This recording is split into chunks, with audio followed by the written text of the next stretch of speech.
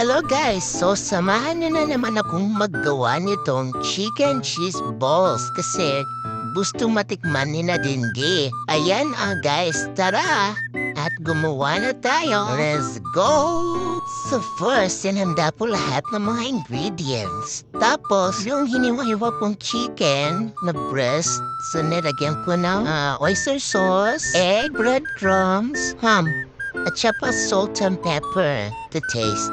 Keme. At saka halhaluin lang hanggang mahilo. O diba? Pag ganyan niya kahalo, guys, pwede na natin bilog-bilugin yan, diba?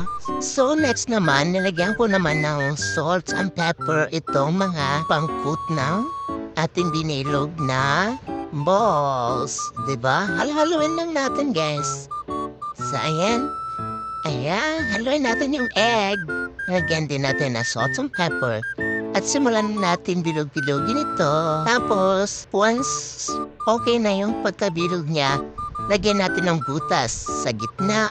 At yun, lagyan natin ng cheese. Kahit anong cheese, ito lang ang available dito sa amin. Hindi siya melt cheese. I-dip mo na dito sa may egg at papunta dun sa may harina. At pagkatapos, i-dip ulit dito sa egg at i-dip na dyan sa breadcrumbs. Diba? Ganon lang kasimple, guys. Pero na dumidikit talaga sa kamay, guys. So same steps lang, guys. Gawin ulit pa ulit-ulit hanggang maubos na ito.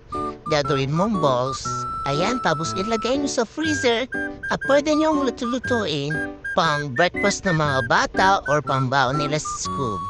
Diba, guys? So perfect. So yung tinaste test na namin, medyo kulang pa siya ng asin at saka paminta. So, payo na lang guys yung magtimpla-timpla, di ba?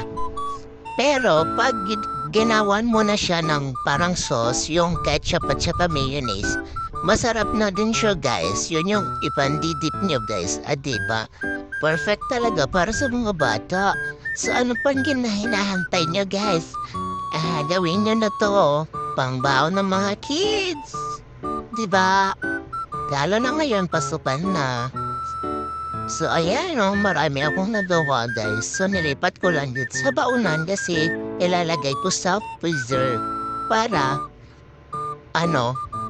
hindi siya masira. Diba? Yun lang, guys. So, ito na nga, ipa-fry na natin yung, 4 lang muna kasi pang breakfast lang namin.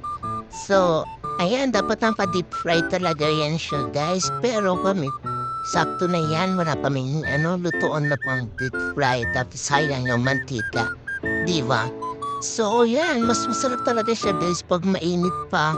Tapos papainin niya. Tapos i-dip niyo dun sa sauce.